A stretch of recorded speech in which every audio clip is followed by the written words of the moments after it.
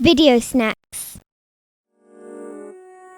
If you have a large design, it's a good idea to see how long it will take by doing a cutting estimate. Click on Output from the main menu and select Cutting Estimate. From the pop-up window, select the material you are using from the drop-down menu. Click Inquire from Cutter, which checks the size of your material from the media size you have selected on the cutter. Press Calculate and you should see the estimate time in the cut time box. If you want to speed up this process, you can use the Reorder command, which organises the individual cuts of your job more efficiently. Go to Edit, Reorder and Reorder Cut Path. On large files this might take some time, but you should see the cutting estimate come down as a result of doing this process. We've reduced it by 30 seconds on this small file.